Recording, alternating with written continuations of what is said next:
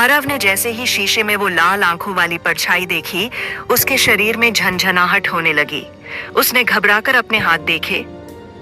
उसके हाथ खून से सने थे, लेकिन ये खून कहां से आया?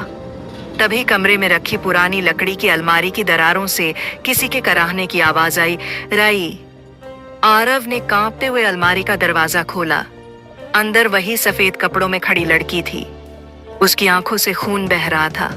उसने कांपती हुई आवाज में कहा, तुम्हें मेरी याद नहीं आई आरव? आरव की सांसें थम गईं। वो कैसे जानती थी उसका नाम? क्या उसका कोई पुराना रिश्ता था इस होटल से? आरव पीछे हटने लगा, लेकिन अचानक दरवाजा खुद ब खुद बंद हो गया। कमरे की दीवारों पर फिर वही खून से लिखी इबारतें उभरने लगीं।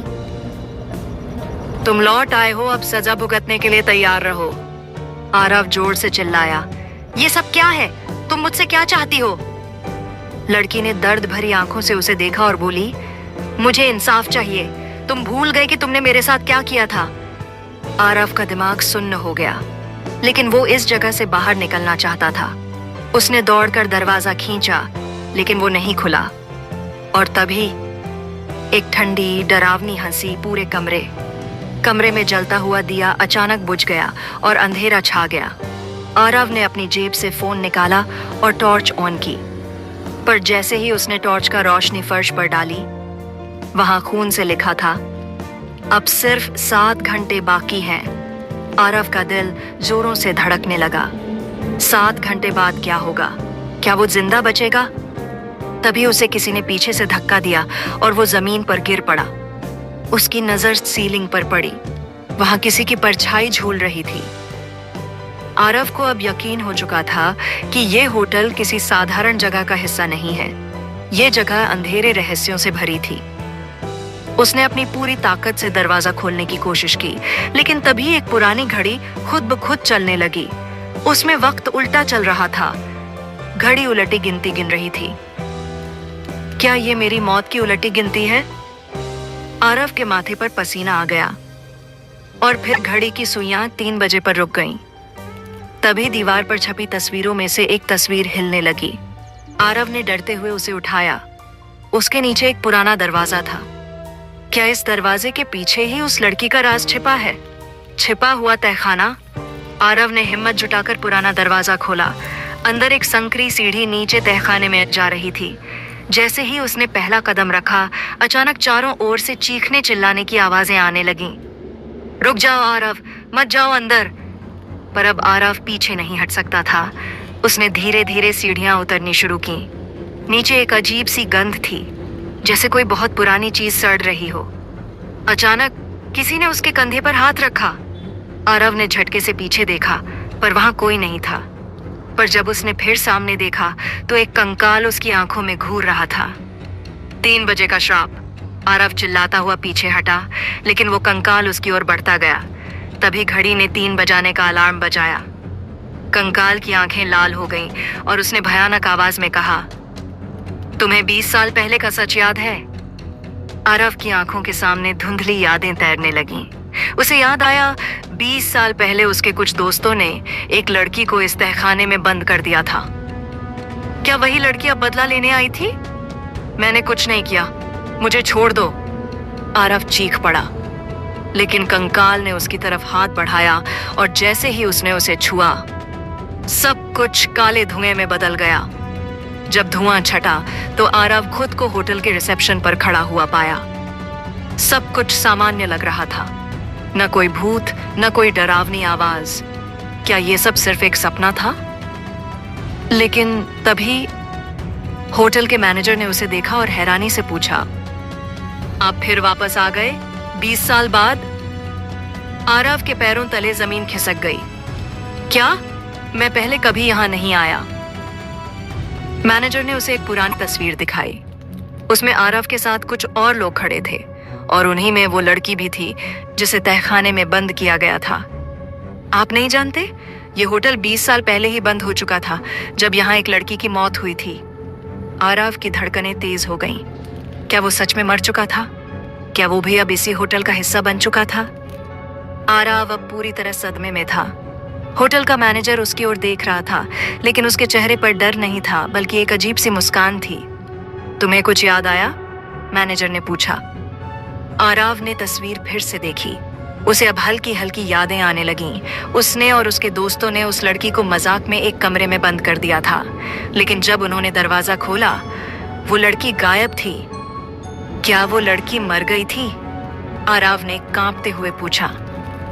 मैनेजर ने धीरे से कहा, ये होटल एक जाल है और तुम अब इसमें फंस चुके हो। अचानक होटल की सारी लाइट्स बंद हो गईं। चारों ओर सन्नाटा छा गया। फिर एक धीमी हंसी सुनाई दी। तुम मुझसे बच नहीं सकते आराव। आराव ने भागने की कोशिश की, लेकिन होटल के दरवाजे गायब हो चुके थे। वो किसी भूल भुलैया में फंस गया था। दीवारों पर उसकी ही परछाई बनने लगी, लेकिन उन परछाइयों में आंखें लाल थीं। एक परछाई उससे अलग हो गई और धीरे धीरे इंसानी शक्ल में बदलने लगी। आराव की सांसें तेज हो गईं। वो वही लड़की थी, सफेद कपड़ों में, खून से सनी हुई। क्यों किया तुमने ये सब? लड़की ने चिल्लाकर कहा। मैंने कुछ नहीं किया। आराव पीछे हटने लगा। झूठ मत बोलो, मुझे तुमसे इंसाफ चाहिए। लड़की जोर से चीखी और अचानक आराव हवा में उठने लगा। आराव के गले में कसाव महसूस हुआ। ऐसा लग रहा था कि कोई अदृश्य ताकत उसे दबोच रही है। तभी अचानक उसके सामने एक सफेद दरवाजा प्रकट हुआ। अगर ये सपना है तो शायद मुझे इस दरवाजे से बाहर निकलने का रास्ता मिल जाए, आराव ने सोचा और दरवाजा खोला। जैसे ही वो अंदर गया, उसने देखा ये वही कमरा था जिसमें उन्होंने लड़की को बंद किया था, लेकिन वहां कोई नहीं था। सिर्फ एक पुराना लकड़ी का पलंग था जिस पर खून के निशान थे। ये जगह मुझे क्यों दिखा रहे हो? आरव ने चिल्लाया। अचानक किसी ने उसके कान में फुसफुसाया, याद करो आरव। आरव की आंखों के सामने सब कुछ घूमने लगा। उसे 20 साल पहले की वो रात याद आई। वो और उसके दोस्त इस होटल में आए थे। उन्होंने मजे के लिए लड़की को डराने का प्लान बनाया, उसे एक कमरे में बंद कर दिया। लेकिन जब दरवाजा खोला गया, लड़की अंदर नहीं थी। क्या हमने उसे मार दिया? आरव ने खुद से पूछा। आरव ने हिम्मत जुटाकर कहा, अगर मैंने कुछ किया है तो मुझे माफ कर दो। इतनी आसानी से माफी नहीं मिलेगी। लड़की की आवाज में गुस्सा था। कमरे की दीवारें अचानक काली पड़ने लगीं, फर्श में दरारें आने लगीं और आरव को लगा जैसे वो किसी काले गड्ढे में गिरने वाला हो। मुझे बाहर जाने दो, आरव चिल्लाया। लड़की मुस्कुराई। पहले अपने गुनाह कबूल करो। आरव जोर जोर से चिल्लाने लगा। वो अपने चेहरे को छूने लगा और देखा कि उसके हाथ खून से लाल हो चुके थे। मैंने तुम्हें मारा था। आरव की आवाज कांप रही थी। लड़की ने धीरे से कहा, अब मैं तुम्हें माफ नहीं कर सकती। कमरे में अचानक एक काला दरवाजा खुल गया। उस दरवाजे के पीछे सिर्फ अंधेरा था। अब तुम्हारी बारी है आरव, लड़की ने कहा। आरव पीछे हटने लगा, लेकिन एक अदृश्य ताकत उसे उस दरवाजे की ओर खींचने लगी। मुझे जाने दो प्लीज, आरव गिड़गिड़ाया। लड़की ने धीरे से कहा, जैसे तुमने मेरी मदद नहीं की थी, वैसे ही अब कोई तुम्हारी मदद नहीं करेगा। और फिर आरव उस काले दरवाजे के अंदर खींच लिया गया। आरव ने अपनी आंखें खोली। वो अब एक अजीब सी जगह पर था। चारों ओर धुंध थी, कोई भी इंसान नहीं था, बस एक लंबा गलियारा था जिसके अंत में एक और दरवाजा था। मैं कहाँ हूँ? आरव ने खुद से पूछा। तभी उसे दूर से किसी के रोन की आवाज आई। वो उसी लड़की की आवाज थी। क्या आरव अभी भी जिंदा था या वो अब मर चुका था? आरव ने आगे बढ़ना शुरू किया। गलियारे के दोनों ओर शीशे लगे हुए थे, लेकिन उन शीशों में उसका अक्स नहीं दिख रहा था। क्या मैं मर चुका हूँ? आरव की आवाज लड़खड़ा गई। तभी एक आवाज आई, अब तुम भी इस होटल का हिस्सा बन चुके हो। आरव ने पीछे मुड़कर देखा। वहां होटल का मैनेजर खड़ा था। तुम भी? आरव ने पूछा। मैनेजर मुस्कुराया। हाँ, मैं भी इस होटल में फंस चुका हूँ और अब तुम भी यहाँ हमेशा के लिए रहोगे।